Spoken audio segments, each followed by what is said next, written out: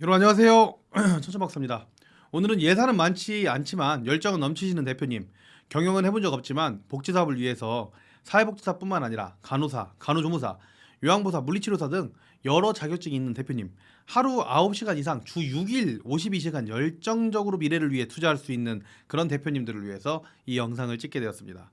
제가 1300기간의 경영 지원과 2000건 이상의 무료 컨설팅을 진행하면서 결론적으로 대표님들에게 복지 사업을 제대로 하기 위해서는 대규모 시설을 목표로 하셔야 한다. 시작부터 잘하려면 체계를 만들어서 나갈 수 있는 그런 구조를 만들어야 한다라는 이야기를 해왔습니다. 제가 올려드린 수익구조 영상들도 대부분 적정 규모 이상으로 가야 직원들에게 조금이나마 더 드릴 수 있고 더 많은 직원들을 뽑아서 일 부담도 나눌 수 있고 대표님에게도 수익이 안정적인 경우가 많았죠. 그런데 문제는 투자를 대규모로 하기에는 예산도 부족하고 아무것도 모르는 상태라서 걱정도 되시다 보니 많은 대표님들께서 소규모 자본으로 투자할 수 있는 방법이 없는지 자꾸 물어보셔서 그중 구인주간보호센터 설립에 대한 질문도 또 많아서 그래서 2023년 기준으로 구인 주간보호센터 수익구조를 파헤쳐 보려고 나왔습니다. 끝까지 보셔야지 도움이 될 겁니다. 길어도 끝까지 스킵하지 마시고 봐주세요. 우선 구인 주간보호센터를 운영하는 방법은 두 가지가 있습니다. 일반 상가에서 노유자 시설로 변경해서 구인 주간보호센터를 운영하는 방법도 있고요. 공동주택, 단독주택에서 운영하는 방법이 있습니다. 그래서 제가 1, 2부로 두 가지 건으로 나눠서 설명을 드릴 것이고요. 최대한 수익 구조를 목표로 운영을 한번 해보도록 하겠습니다. 이번 시간에는 두 번째로 단독주택이나 공동주택에서 구인주간보호센터를 신설해 보겠습니다. 이게 무슨 말이냐? 제가 노인복지시설 시설기준 및 직원배치 기준을 보면 단독주택 및 공동주택에서 이용자 10명 미만의 주요간보호센터를 제공하는 경우에는 시설장이 간호사, 간호조무사, 물리치료사, 작업치료사 또는 요양보호사 1급 자격증이 있는 분이라면 겸직이 가능하다는 것이고요. 겸직을 하게 되면 하는 일은 늘어나겠지만 인력을 한 명 줄일 수 있어서 그리고 그걸 직접 몸으로 뛸 수 있어서 자격증만 있다면 노후력만 있다면 수익을 늘릴 수 있다는 의미입니다. 구인주간보호센터 상가 영상을 보지 않고 오신 분들은 꼭 보고 넘어오세요. 단독주택, 공동주택은 물론 가지고 계신 상태에서 이런 부분들은 가지고 계신 분들이 창업을 알아보신 분들이 많지만 오늘 우리는 임대를 한다고 가정할게요. 최대한 상가랑 비슷하게 하기 위해서요. 위치는 기존과 같은 평택에서 알아보도록 하겠습니다. 예시일 뿐이니까 대표님들도 대표님 지역에서 한번 찾아보세요.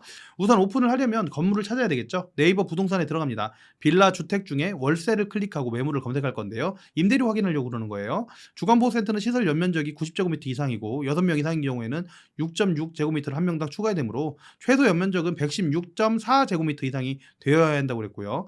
여기에 넓게 쓰시려면 16.5제곱미터에서 33제곱미터, 그러니까 5평에서 10평 정도를 더 만들면 됩니다. 그에 해당하는 단독주택과 다가구 주택을 찾아보았는데요.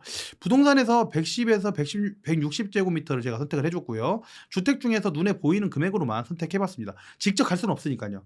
단독주택은 기본 인테리어들은 대부분 돼 있는 경우가 많죠. 생활공간이니까 용도 변경을 하지 않아도 된다는 장점이 있는 대신에 상가에 비해서 구조 벽체를 뜯어서 변경하기 힘들다는 단점이 있습니다.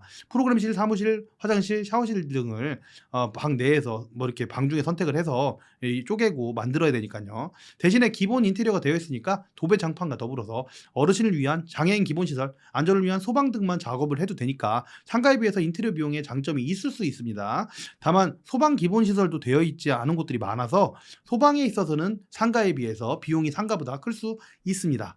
예, 마당이 있는 경우에 상가에 비해 텃밭 원예 프로그램 활용도 더 좋은 부분도 있고요. 대신에 엘리베이터가 없는 경우도 많으니 1층이 선택되는 경우가 많고요. 주거용이기 때문에 적절한 위치와 적절한 평수 찾기가 정말 쉽지 않다는 단점도 있습니다. 저도 직접 그 손품 발기를 진행해 봤는데 검색에 어려움이 정말 많았어요. 규모상 다가구의 주인층이 가장 유리한데 주로 층수가 높은 경우가 많죠. 게다가 층수가 높으면 그만큼 소방에서 요구하는 것들도 많아지고 비용도 늘어나니까 낮은 층수를 찾아봤는데 생각보다 쉽지 않아서 그냥 상가와 비슷한 금액 내에서 보증금 임대료는 결정하도록 하겠습니다. 뭐 이거는 예시일 뿐이니까요. 가정은 가정일 뿐, 이 관심 있는 분들은 내용을 보시고 잘 찾아서 하시고요. 보통 4룸 2화장실 정도를 선택해서 검색을 해서 찾으셔야 되겠죠. 자, 인테리어 투자 비용 얼마나 들어가는지 임대료 찾았으니까 한번 보도록 할게요. 아무리 기본 인테리어가 되어 있다 하더라도 기본적으로 3천만 원은 들어간다고 보고요. 기초 소방이 안 돼 있으니까 상가보다 아무래도 소방이 더 들어가서 2,500만 원 정도 늘어났습니다. 그다음에 비품 구입 한 700만 원, 차량 구입 한 1,500만 원, 설계 비용 500만 원 정도로 상가와 좀 비슷하게 넣었습니다. 9천만 원 정도 들어가네요. 인테리어 기본이 되어 있다 해도 상가와 큰 차이가 나지는 않습니다. 소방이 크게 들어가니까요. 잠시 소방 관련해서 말씀드리면 단독주택이라고 해서 뭐 그 노후자 변경을 하지 않는다고 해서 안 하는 게 아니고요. 주야간보호센터에서는 노인복지 시설에 해당을 하니까 특정 소방물에 해당한다. 관리를 해야 되는 소방물에 해당한다라는 법제처 민원을 차용해서 그 소방을 해야 된다라고 말씀드리는, 그래서 계산하는 금액입니다. 보증금 포함 상가에 비해서 1,000만 원 적은 한 1억 5천 정도 그 운영비나 이런 거 포함해서요. 이렇게 투자 금액은 작게 되었고요. 이거는 그 투자 금액에 있어서 상가에서 하나, 주택에서 하나 대동소이하다, 임대로 한다면 그런 의미가 되겠네요. 조리는 위탁을 했고요. 조리실은 안전을 위해서 만들었다고 똑같이 가정을 했습니다. 업체에서는 9명의 어르신만 모시는 곳이라 한 분당 똑같이 한 4,000원 정도는 그 식비를 받아야 한다고 하더라고요. 그래서 주위에 있는 주간보호와의 경쟁을 위해서 어르신에게는 3,000원만 받았다는 거, 이 상가랑 마찬가지로 적용했다는 거 알아두세요. 그래서 적은 돈을 받아서 많은 돈을 업체에 줘야 되는 것이죠. 지금부터는 상가에서 만든 그 구인주간보호센터 영상을 보지 않고 오시면 헷갈립니다. 다 보고 오셔야 돼요. 기본적인 구조는 동일합니다. 우선 상가에서 만든 구인주간보호센터에서 보셨던 매출도 크고 직원들도 일도 수월한 가산을 모두 받는 조건으로 이 공동주택, 단독주택에서도 보도록 하겠습니다.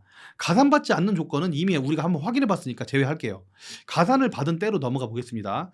시설장이 그냥 하나 예를 들게요. 간호조무사 자격증이 있어서 간호조무사 업무를 겸임한다는 것을 제외하고는 모든 조건은 다 같게 맞췄습니다. 상가랑요. 이렇게 되면 시설장 급여 260만 원, 간호조무사 급여 236만 원 합쳐서 496만 원, 그러니까 500만 원 정도를 급여로 시설장 급여로 책정하게 되고요. 그 결과 순수익은 83만 원은 똑같은데 시설장님 입장에서 시설장님 급여, 그다음에 간호조무사 급여 500만 원까지 해서 예전에 비해 상가에서 비해 금액 올라간 583만 원의 최대 수익을 낼 수 있게 되었고요. 일부에서 말씀드린 대로 결국 평균 이용료 수를 9명이 꽉 차 있지 않다면 어르신 한 분당 139만 원씩 매출이 빠지므로 2명의 어르신이 만약에 빠졌다. 그 달은 583만 원 최대 수익에서 280만 원 매출이 빠진 300만 원의 순수익. 만약에 더 빠지게 되면 최저임금보다 줄어들겠지만 7명에서 9분의 어르신만 유지한다면 급여 수준 정도는 그리고 9명이 꽉 찬다면 급여 좀 높은 급여 수준 정도는 가져갈 수 있다는 그런 구조가 된다. 이런 결론이 나게 됩니다. 그러니까 관심이 좀 있으신 거겠죠. 물론 하루 9시간, 주 6일, 52시간 열정적으로 미래를 위해 투자할 수 있는 대표님들만 가능하겠지만 노동수익이니까요. 자격증이 사회복지사 포함한 2가지 자격증이 있고 공동주택하고 단독주택이 좋은 위치에 있다면, 우리 가지고 있다면, 아니면 임대할 수 있다면 상가에서 창업하는 것보다는 훨씬 더 메리트 있는 그런 구인주간보호센터, 그런 상황이 되겠습니다. 그런 상가와 마찬가지로 생각하셔야 될 점은 다시 말씀드리지만 구인주간보호센터로 시작하시려면 건강하셔야 된다는 점입니다. 대표님. 그리고 지치지도 마셔야 돼요. 결국에는 매월의 순수익은 투자에 대한 수익이라기보다는 노동에 대한 이 급여 같은 느낌의 순수익이니까 말입니다. 그래서 이렇게 1, 2부로 나눠서 구인주간보호센터도 전체적으로 한번 파헤쳐 봤는데요. 궁금하신 분들이 많으니까.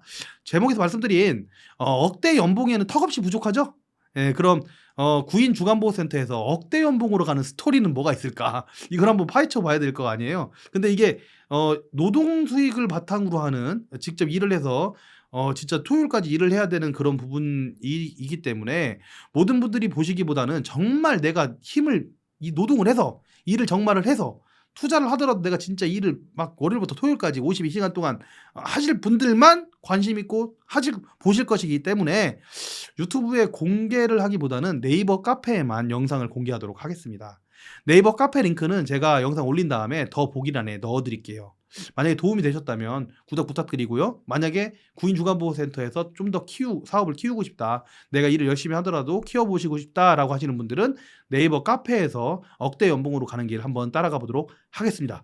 예, 감사합니다. 저는 천천박사였습니다. 감사합니다.